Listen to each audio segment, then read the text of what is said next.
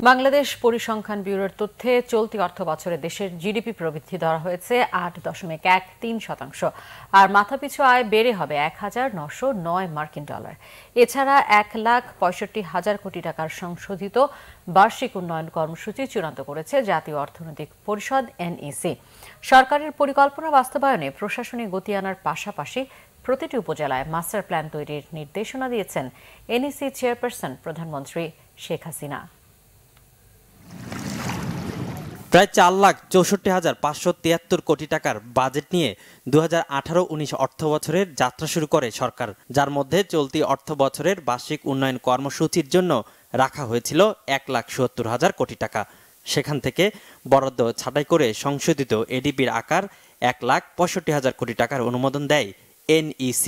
মঙ্গলবার NEC chairperson প্রধানমন্ত্রী শেখ হাসিনার সভাপতিত্বে বৈঠকে সামগ্রিক আর্থিক অবস্থা সচল রাখার পাশাপাশি আগামী ৩ বছরের মধ্যে প্রবৃদ্ধি ডাবল ডিজিটে নিতে আগ্রহের কথা জানানো হয়। এই বছরে আমাদের জিডিপিতে প্রবৃদ্ধি অর্জন হচ্ছে ৮.১৩%, যেটা গত বছর ছিল ৭.৮৬%। মাথাপিছু আয় $১৭৫১, 1751। এই বছর সেটা $1,909। এবং প্রাইভেট সেক্টর আমাদের ইঞ্জিন অফ গ্রোথ, তাদেরকে জেনুইনলি আমাদের as engine of growth we want to C them and we will bring them back. তারা আমাদেরকে আবার আমাদের অর্থনীতির মূল ধারায় তারা ফিরিয়ে এসে কাজ করবে। NEC বৈঠকে কৃষি জমি জলাধার ঠিক রেখে উন্নয়ন প্রকল্প হাতে নেয়া, প্রতিটি জেলা উপজেলাকে মাস্টার প্ল্যান এবং কাজের গতি আনাসহ বেশ কিছু নির্দেশনা দেন সরকার প্রধান।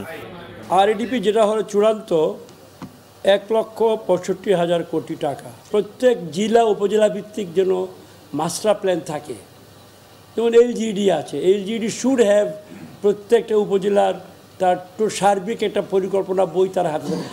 শিল্প কারখানাকে খাত অনুযায়ী আলাদা করে ভিন্ন ভিন্ন জায়গায় শিল্প প্রতিষ্ঠান গড়ে তুলতে প্রধানমন্ত্রী নির্দেশনা দিয়েছেন বলেও জানান পরিকল্পনা মন্ত্রী MA মান্নান। চলতি বছরের সৈয়দ আব্দুল মুহিত, বাংলা ভিশন, ঢাকা।